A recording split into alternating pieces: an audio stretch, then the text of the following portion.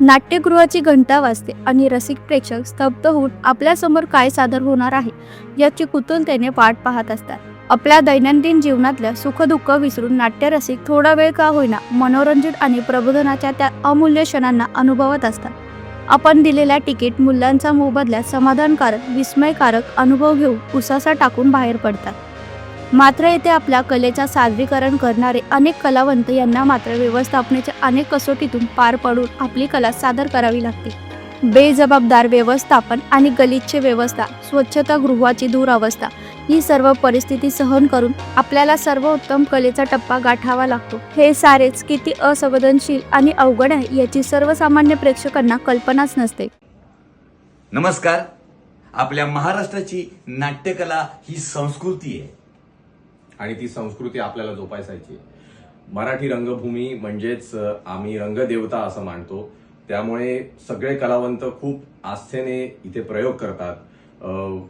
पण नाट्यगृहाची भाडी इतकी भरपूर करून ठेवली आहे. 22,000, 23,000, 25,000 अशी भाडी असून सुद्धा इथे स्वच्छता राखली जात नाही. बाथरूम विचित्र असतात, मेकअप रूम घाण असतात. त्यामुळे खूप त्रास होतो कलाकारांना, इव्हन प्रेक्षकांनाही त्रास होतो. काही प्रेक्षकांचे पण असे रिएक्शन्स असतात की त्या प्रेक्षकगृहातले पण टॉयलेट्स आणि खूप विचित्र असतात, पद्धतीत असतात. त्यामुळे खूप त्रास सगळ्या नाट्यकर्मींना आणि सगळ्या रंगकर्मींना होतोय. त्याच्याबद्दल आपण विचार आम्ही नेहमी बोलतोच त्याबद्दल, कारण आपण सगळेजण टॅक्स भरतो आणि मुळातच गव्हर्नमेंट ह्याचं मेंटेनन्सही देतं आणि इव्हन नाटकांची भाडी सुद्धा नाट्यगृहाला मिळतात. म्हणजे आचार्य अत्रे नाट्य मंदिर बद्दल बोलावं तर मॅनेजर माणिक शिंदे साहेबांकडे गेली 4 ते 5 वर्ष आम्ही बोलतोय. मला माहित नाही रिन्युएशन मध्ये नक्की काय काम केलं जातं, परंतु खरंच ही बाब गंभीर आहे आणि याची त्यांनी दखल घ्यावी. कारण ती वास्तू साहेब तुमच्या हातात दिलेली आहे, तर किमान तुमच्या कर्तव्याची जाणीव तुम्ही ठेवून ते काम करावं. जर तुम्हाला तुमच्या कर्तव्याची जाणीव नसेल, तुम्हाला लेखी तक्रार हवी असेल, तुम्हाला डोळ्यात देखत दिसून सुद्धा तिथून उंदीर निघतात, घाणेरडा वास येत असतो, किती घाण असते, पण साहेब माफ करा, तक्रार लिहू शकत नाही. पण जर तुम्हाला तुमच्या पदाची जाणीव नसेल, तुम्हाला काम करायचं नसेल, तर तुम्ही राजीनामा द्या. बस एवढंच बोलू शकतो. कारण प्रेक्षकांनाही याचा खरंच त्रास होतो, तर कलाकारांनाही होतो. तुमच्याकडे वारंवार खूप कलाकारांनी तक्रारी केल्या, नाट्य संस्थांनी केल्या, तुम्ही त्याची दखल घेत नाही आहात, हे चुकीचं करताय.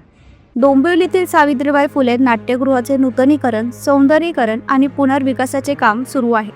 या नूतनीकरणाच्या कामासाठी पालिका प्रशासनाने सरकारकडे निधीची मागणी केली होती. कल्याण लोकसभेचे खासदार डॉक्टर श्रीकांत शिंदे यांनी यासाठी शासन दरबारी पाठपुरावा केला. त्यानंतर उपमुख्यमंत्री एकनाथ शिंदे यांनी दखल घेत पहिल्या टप्प्यात पालिकेला 15 कोटीची निधी मिळवून देण्यासाठी प्रयत्न केले. सावित्रीबाई फुले नाट्यगृहाचे नूतनीकरण होऊन इमारत सुसज्ज आणि अद्ययावत होईल.